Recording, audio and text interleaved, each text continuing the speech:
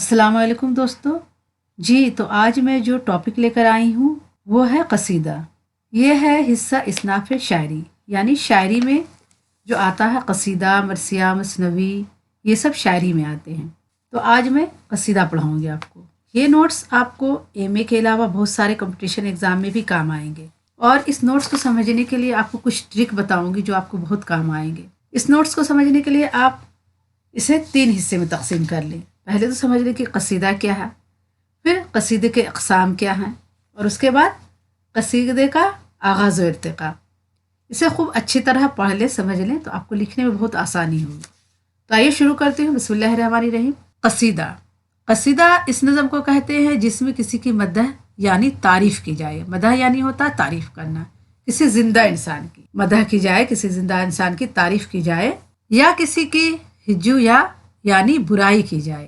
बाज़ मुहक्किकीन का ख्याल है कि लफ्ज़ कसीदा कसद से निकला है, और इसका सबब यह है कि शायर इरादा करके किसी की मदह या हिज्जू करता है। बाज़ ने इसके माने मग़ज़ गलीज़ के बयान किए हैं। अब कसीदा उस नज़म को कहते हैं जिसमें क्या है, किसी की तारीफ़ की जाए, किसी की हिज्जू यानी बुराई की जाए। कसीदा के माने क्या होता है? कसीदा के माने होता है यानी कसद करना, यानी किसी का इरादा करना, दिल में इरादा करना, तहैया करना, और इरादा करके ही कुछ लिखा जाता है। किसी की तारीफ़ लिखी जाती है या किसी की बुराई लिखी जाती है। लेकिन बाज़ मुहक्किकीन का ख्याल है कि कसीदा क्या है, कसीदा के माने मग़ज़ गलीज़ के हैं, यानी मग़ज़ के हैं। आप देखते हैं कि गज़ल की तरह कसीदे का पहला शेर भी मतला कहलाता है, और इसके दोनों मिसरों में काफ़िया व रदीफ़ होता है। बाज़ कसीदे बगैर रदीफ़ के होते हैं। बाकी अशार दूसरे मिसरों में काफ़िया व रदीफ़ या सिर्फ काफ़िया होता है। गज़ल ही की तरह गज़ल ही की तरह कसीदे में मक़ता भी होता है, लेकिन कसीदे में कुछ चीज़ें गज़ल से मुख्तलिफ होती हैं। मसलन दरमियान में कई मतले हो सकते हैं, और मक़ता ज़रूरी नहीं कि कसीदे का आखिरी शेर हो। अब कसीदा जो लिखा जाता है तो वो भी गज़ल ही की तरह लिखा जाता है। उसका पहला शेर क्या है, मतला होता है, और जिसके दोनों मिसरे में क्या होता है, काफ़िया और रदीफ़ होता है। लेकिन बाज़ कसीदे क्या है, बगैर रदीफ़ के भी लिख होते हैं। और बाकी के अशार क्या होते हैं, दूसरे मिसरों में काफ़िया व रदीफ़ या सिर्फ काफ़िया होता है। गज़ल ही की तरह कसीदे में भी मक़ता होता है, लेकिन कसीदे में कुछ चीज़ें गज़ल से मुख्तलिफ होती हैं। मसलन दरमियान में कई मतले हो सकते हैं, और मक़ता ज़रूरी नहीं कि कसीदे का आखिरी शेर हो। अब आइए देखते हैं कसीदे की अक़साम। कसीदे की 2 किस्में होती हैं, ख़ताबिया और तमहीदिया। ख़ताबिया कसीदा वो है जिसमें शायर तमहीद बांधे बगैर मद्दुआ बयान कर दे। कसीदे के जो इक़साम है, कसीदे की 2 किस्में होती हैं, ख़ताबिया और तमहीदिया। ख़ताबिया वो कसीदा है जिसमें शायर तमहीद बांधे बगैर मद्दुआ बयान कर दे, यानी डायरेक्ट ख़िताब कर ले। मतलब ये कि अगर कसीदा मद्दिहा है तो शायर ममदूह को ख़िताब करे और इसके औसाफ को बयान करना शुरू कर दे। अगर कसीदा मदहिया है यानी तारीफ़ वाली है तो शायर क्या करे, ममदूह को, जिसकी तारीफ़ कर रहा है वो, उसको ख़िताब करे और उसके औसाफ को बयान करे, उसके सिफत को बयान करे, उसकी अच्छाई को बयान करे। और हिज्जू ये है कि तो हिज्जुआ है तो बराह रास्त इसकी मजम्मत करने लगे। असल मद्दुआ वाज व नसीहत है, तो बिला किसी तमहीद के इसका आगाज़ हो जाए। और अगर हिज्जू है, अगर बुराई वाला है कसीदा, तो बराह रास्त क्या है, इसकी मजम्मत करना शुरू कर दे। और असल मद्दुआ क्या है, वाज व नसीहत है, तो बिला किसी तमहीद के इसका आगाज़ हो जाए। तमहीदिया कसीदा वो है जिसमें असल मद्दुआ है, पहले तमहीद बांधी जाए फिर मद्दुआ बयान किया जाए। ये तमहीद तशबीब या नसीब कहलाती है, और बिहार व ख़ज़ां, हुस्न इश्क़ और पंत व नसीहत के मज़ामीन पर मुश्तमल हो सकती है। इसकी रियायत से कसीदों को बहारिया, इश्क़िया व अज़िया कहा जा सकता है।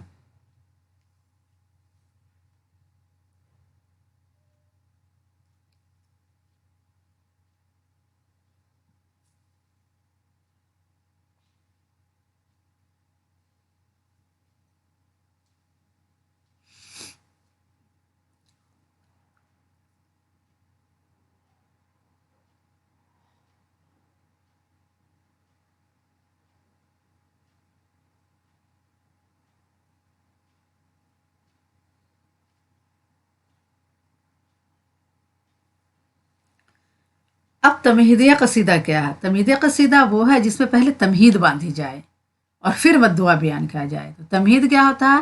یہ تمہید کیا ہے؟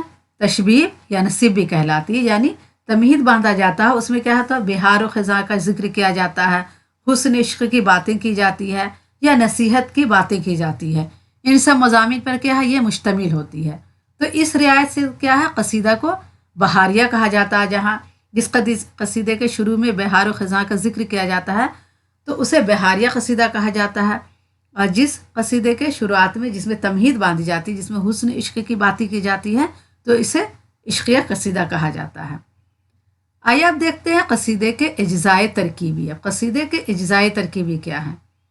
نہ صرف اردو بلکہ عربی اور فارسی میں بھی تمہیدیہ قصائد کا رواج رہا ہے، یعنی قصیدہ نگار مدح یا ہجو کرنے سے پہلے تمہید باندھتا ہے، پھر اصل موضوع پر آتا ہے۔ تمہیدیہ قصیدے کا عموماً 5 اجزائے ہوتے ہیں: تشبیب، گریز، مدح، مدعا اور دعا۔ ذیل میں ان پانچوں اجزاء کی وضاحت کی جاتی ہے۔ کیا سب سے پہلے کیا ہے؟ قصیدہ میں تمہید باندھی جاتی ہے، تو اسے تمہیدیہ قصیدہ کہا جاتا ہے۔ اور تمہیدیہ قصیدے کے عموماً کیا ہوتے ہیں؟ 5 اجزائے ترکیب ہوتے ہیں۔ کیا کیا ہے؟ تشبیب ہے، گریز ہے، مدح ہے، مدعا ہے اور دعا ہے۔ اب آئیے ان کو تفصیل سے پڑھتے ہیں۔ نمبر 1 ہے تشبیب۔ قصیدے کی تمہید کو تشبیب یا نصیب کہتے ہیں۔ تشبیب کے موضوعات مختلف ہو سکتے ہیں، ان میں شباب و شراب کا ذکر کیا جا سکتا ہے، بہار کی منظر کشی کی جا سکتی ہے۔ تشبیب میں خود ستائی یعنی اپنے اوصاف بیان کرنے کی بھی گنجائش ہے۔ یہ بھی ممکن ہے کہ تشبیب پند و نصیحت پر مشتمل ہو یا اس میں بے ثباتی دنیا کا بیان ہو۔ غرض یہ کہ تشبیب کے موضوعات لامحدود ہے۔ اب تشبیب کسے کہتے ہیں؟ قصیدے کی جو تمہید ہوتی ہے، جو شروعات میں قصیدہ شروع کیا جاتا ہے، تمہید باندھا جاتا ہے، تو اس کو کیا ہے؟ شباب و شراب کا بھی ذکر کیا جا سکتا ہے، اس میں بہار کی منظر کشی بھی کی جا سکتی ہے، اور اپنے اوصاف کا بھی بیان کیا جا سکتا ہے، اپنی صفت کا بھی بیان کیا جا سکتا ہے۔ اور یہ کیا ہے؟ تشبیب پند و نصیحت پر بھی مشتمل ہو سکتا ہے، یعنی نصیحت کی باتیں بھی اس میں کی جا سکتی ہیں۔ اور اس لیے کیا ہے؟ تشبیب کے موضوعات لامحدود ہیں، بہت سارے موضوعات پر تشبیب لکھی جا سکتی ہے۔ تشبیب کو قصیدے کا سب سے اہم حصہ خیال کیا جاتا ہے، اس لیے شاعروں نے اس پر بہت محنت صرف کی ہے۔ غالب کو اپنی تشبیب پر بڑا ناز ہے، انہوں نے بہادر شاہ کی مدح میں ایک قصیدہ لکھا ہے جس کی تشبیب بہت دلکش ہے۔ پہلی تاریخ کا چاند انہیں ایسا لگتا ہے جیسے کوئی شخص تسلیم بجا لانے کو جھکا ہے۔ شاعر سوال کرتا ہے کہ اے ماہ نو، یہ بتا کہ تو جھک کر کسے سلام کر رہا ہے۔ اب تشبیب کو کیا ہے؟ قصیدے کا سب سے اہم حصہ خیال کیا جاتا ہے، اس لیے شاعر اس پر بڑی محنت کرتے ہیں، اور غالب کو اپنی تشبیب پر بڑا ناز تھا۔ انہوں نے بہادر شاہ ظفر کی مدح میں یعنی ان کی تعریف میں ایک قصیدہ لکھا ہے جس کی جو تشبیب ہے، جو شروعات کے باتیں ہیں، وہ بہت دلکش ہیں، اور پہلی تاریخ کا چاند ہے، اور انہیں ایسا لگ رہا ہے، نیا چاند ہے، انہیں ایسا لگ رہا ہے کہ یہ چاند کسی کو جھک کر سلام کر رہا ہے۔ اور شاعر سوال کرتا ہے کہ اے ماہ نو، یہ بتا کہ تو جھک کر کسے سلام کر رہا ہے۔ تو اب دیکھیے کس طرح انہوں نے لکھا ہے۔ ہاں ماہ نو، سنے ہم اس کا نام جس کو تو جھک کر رہا ہے سلام۔ یہ اس کا کیا تھا؟ مثال ہے اس کا یہ۔ ہاں ماہ نو، سنے ہم اس کا نام جس کو تو جھک کر رہا ہے سلام۔ اب آئیے دوسرا پڑھتے ہیں، گریز کیا ہے؟ تشبیب کے بعد شاعر مدح کی تعریف قدم بڑھاتا ہے۔ تشبیب کے بعد شاعر مدح کی طرف قدم بڑھاتا ہے، وہ براہ راست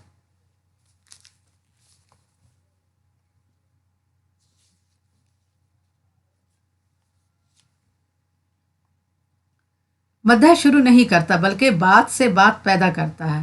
اگر مدح کی طرف آتا ہے تو اس بات سے بات پیدا کرنے کو گریز کہتے ہیں۔ اب جب شروع میں تمہید بن جاتی ہے، جب تشبیب نصیب لکھا جاتا ہے، تو اس کے بعد کیا ہے؟ اس کی مدح کی طرف آتا ہے، تعریف کی طرف آتا ہے، لیکن تعریف کرنے سے پہلے اس کو کیا ہے؟ بات سے بات پیدا کیا جاتا ہے، اس کو کڑی سے کڑی ملانا کہتے ہیں، کرتے ہیں۔ تو غالب کے قصیدے سے تشبیب کی جو مثال اوپر پیش کی جا چکی ہے، اس میں شاعر پوچھتا ہے کہ اے ماہ نو، آخر تو کس کو جھک کر سلام کر رہا ہے؟ جواب نہیں ملتا ہے تو کہتا ہے کہ اس کا نام نہیں جانتا، تو لے میں بتاتا ہوں، وہ تاجدار بہادر شاہ ہیں۔ اب غالب انہوں نے جو تشبیب لکھا تو پہلے میں لکھ رہے ہیں کہ ہاں ماہنو، سنے ہم اس کا نام جس کو تو جھک کر رہا ہے سلام۔ تو سوال کرتے ہیں تو اس کا جواب نہیں ملتا ہے، تو پھر وہ خود ہی کہتے ہیں کہ تو نہیں جانتا ہے تو میں تجھ کو ان کا نام بتاتا ہوں، وہ کیا ہے؟ تاجدار بہادر شاہ ہیں۔ تو نہیں جانتا تو مجھ سے سن، نام شہنشاہ بلند مقام، قبلہ جان و دل بہادر شاہ، مظہر ذوالجلال والاکرام۔ یہ گریس کی مثال ہے۔ اب یہاں پر کیا ہے؟ تشبیب کو اور مدح کو ملانے کے لیے یہاں پر گریز لکھا گیا ہے، ٹھیک ہے۔ اب تیسرا دیکھتے ہیں مدح کیا، یعنی اس کی تعریف اب ہوتی ہے یہاں پر۔ اس کے بعد شاعر اپنے ممدوح کی تعریف کرتا ہے، اب جس کے تعریف میں وہ قصیدہ لکھ رہا اب ان کی تعریف وہ شروع کرتا ہے، اور اس میں خوب مبالغے سے کام لیتا ہے، یعنی بڑھا چڑھا کر کام لیتا ہے۔ یہی قصیدے کی خوبی ہے کہ قصیدے میں اور خاص طور پر مدح کے حصے میں شاعر پرشکوہ الفاظ کا استعمال کرتا ہے، اس سے مدح میں زور پیدا ہوتا ہے۔ مدح کی مثال ملاحظہ ہو: شہ سوار طریقہ انصاف، نوبہار حدیقہ اسلام، جس کا ہر فعل صورت اعجاز، جس کا ہر قول معنی الہام۔ یعنی تعریف کر رہا ہے کہ وہ کیا ہے؟ بہت ہی طریقہ انصاف ہے، اور اسلام کے حد میں رہنے والے ہیں، اور ہر فعل ہر صورت جو ہے ان کی ہر تعریف کیا ہے؟ اعجاز کے لائق ہے، اور ہر قول ان کا جو ہے معنی الہام ہے، یعنی ہر بات ان کی معنی دار ہے۔ چوتھا دیکھتے ہیں مدعا، یعنی قصیدے کا چوتھا جزو مدعا یا عرض مطلب ہے، یعنی مدح گوئی کے بعد قصیدہ نگار اپنا مدعا بیان کرتا ہے، جیسے غالب نے ایک قطعے میں اپنی مالی مشکلات بیان کرنے کے بعد کہا۔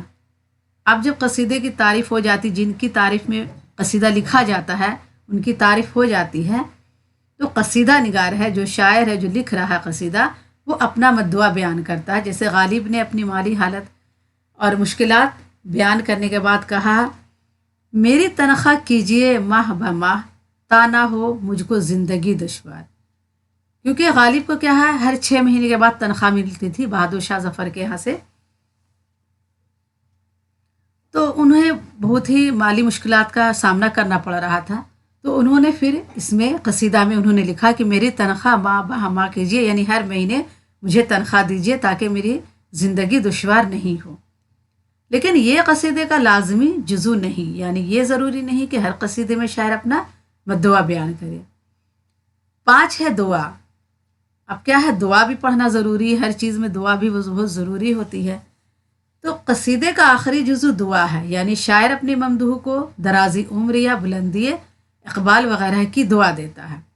اب شاعر جو قصیدہ لکھ رہا ہے، جس کی تعریف کر رہا ہے، جس کے بارے میں قصیدہ لکھ رہا ہے، اسے وہ دعا دیتا ہے لمبی عمر کے لیے، اور اسے بلندی حاصل کرنے کے لیے دعا دیتا ہے، یا بلندی اقبال وغیرہ کی دعا دے کر قصیدہ ختم کرتا ہے۔ جیسے غالب نے اپنے قصیدے میں بہادر شاہ کو دعا دی کہ تمہاری سلطنت قیامت تک باقی رہے، ہے ازل سے ربانی آغاز، ہو ابد تک رسائی انجام۔ اب آئیے پڑھتے ہیں قصیدے کا آغاز و ارتقا، یعنی آغاز کیسے ہوا اور اس کی ترقی کیسے ہوئی۔ قصیدے نے سرزمین عرب میں جنم لیا اور وہاں بے حد مقبول ہوا، لیکن قدیم شعرائے عرب نے قصیدہ گوئی کو جھوٹی خوشامد اور کاربر آری، یعنی اپنا کام نکالنے اور انعام پانے کے لیے استعمال نہیں کیا۔ عرب شعراء قصیدے میں اپنے قبیلے، اپنے گاؤں، کسی بزرگ یا اپنے محبوب کی تعریف بغیر کسی غرض کے صدق دل سے کرتے تھے۔ اس وقت قصیدے میں جھوٹ اور مبالغے کا بھی گزر نہ تھا، اس لیے قصیدہ نگار جو کچھ لکھتا تھا سننے اور پڑھنے والے اس پر یقین کرتے تھے، لیکن آگے چل کر یہ صورت نہ رہی اور شاعر اسے حصول مطلب کے لیے استعمال کرنے لگے۔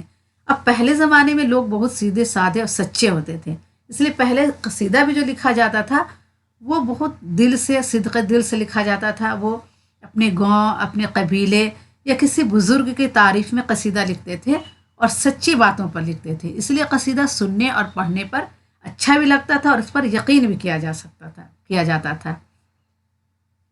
لیکن آگے چل کر کیا ہوا کہ قصیدے میں جھوٹ موٹ کی بہت زیادہ تعریف ہونے لگی اور یہ بالکل بیکار ہو گیا، اور شاعر کیا ہے اپنے حصول مطلب کے لیے اسے استعمال کرنے لگے۔ عرب سے یہ صرف ایران پہنچی، وہاں کی مخصوص تہذیب نے اسے متاثر کیا۔ نتیجہ یہ کہ قصیدے میں تصنع، بناوٹ، مبالغہ آرائی اور جھوٹ کا دور دارا ہو گیا۔ اب جب ایران پہنچی تو یہاں کیا ہوا کہ یہاں قصیدے میں تصنع، بناوٹ، مبالغہ آرائی یعنی بڑھا چڑھا کر باتیں کرنا اور جھوٹ کا دورہ دارا قصیدے میں آ گیا۔ فارسی کے بلند پایا شاعروں نے قصیدے کی طرف توجہ کی اور اسے بہت فروغ دیا، لیکن قصیدہ اب مصلحت کا شکار ہو چکا تھا اور اسے کام نکالنے کے لیے استعمال کیا جانے لگا تھا۔ اردو میں قصیدہ نگاری کی شروعات دکن سے ہوئی۔ سلطان محمد قلی قطب شاہ نے 1611 کے قریب قصیدے لکھے۔ ان قصائد کی زبان کو دکنی اردو کہنا بجا ہے کیونکہ ان میں دکنی الفاظ کی کثرت ہے۔ دکن کے قصیدہ گو شعراء میں نصرتی کا نام بھی اہم ہے۔ اس کے بعد شمالی ہند میں سودا نے قصیدہ گوئی میں بڑا نام پیدا کیا۔ اس صنف سے ان کی طبیعت کو خاص مناسبت تھی۔ انہوں نے مدیحہ اور ہجوہ قصائد بھی لکھے اور شہر آشوب بھی کہے۔ قصیدہ نگاری کے لیے جو چیزیں ضروری ہیں مثلا زور بیان، شوکت الفاظ، مضمون آفرینی، نیز پرکشش، تشبیب، دلچسپ گریز، پرجوش اور مبالغہ آمیز مدح، وہ سب سودا کے قصیدوں میں موجود ہے۔ لکھنؤ میں مصحفی و انشا نے بھی بہت سے قصیدے لکھے، لیکن عہد سودا کے بعد قصیدہ نگاری کا دوسرا اہم دور مومن، ذوق اور غالب کا عہد ہے۔ مومن کسی دربار سے وابستہ نہ تھے، نہ انعام اکرام کے طلبگار تھے، لیکن اظہار تشکر کے طور پر انہوں نے بھی قصیدے کہے۔ غالب نے کئی قصیدے لکھے اور اس میدان میں بھی اپنا راستہ سب سے الگ نکالا۔ قصیدہ نگاری میں ان کی توجہ مدح سے زیادہ تشبیب پر رہتی ہے۔ غالب کے قصیدے اپنا انفرادی رنگ رکھتے ہیں، لیکن اس عہد کے سب سے اہم قصیدہ گو ذوق ہیں۔ ان کے قصیدے گہرا علمی رنگ لیے ہوئے ہیں اور ان میں اصطلاحات کا کثرت سے استعمال ہوا ہے۔ منیر شکوہ آبادی، امیر مینائی اور جلال لکھنوی لکھنؤ اسکول سے تعلق رکھتے ہیں۔ مرثیہ گوئی میں انہیں اعلیٰ مقام حاصل ہے۔ نعتیہ قصیدہ گوئی میں محسن کاکوری نے قابل رشک مقام حاصل کیا۔ قصیدے اس کے بعد بھی کہے گئے، لیکن پھر کوئی ایسا قصیدہ نگار پیدا نہیں ہوا جس کا نام قابل ذکر ہو۔ ٹھیک ہے، تو یہ ٹاپک امید آپ کو سمجھ میں آئے گا۔ اگر آپ کو کسی بھی ٹاپک پر نوٹس چاہیے تو پلیز آپ ہمیں کمنٹ باکس میں ضرور لکھیں، میں اس پر نوٹس بنا دوں گی۔ اور اگر آپ نے ہمارے چینل کو ابھی تک سبسکرائب نہیں کیا ہے تو پلیز سبسکرائب کریں، لائک کریں اور اپنے دوستوں کو یہ ویڈیو زیادہ سے زیادہ شیئر کریں۔ اللہ حافظ۔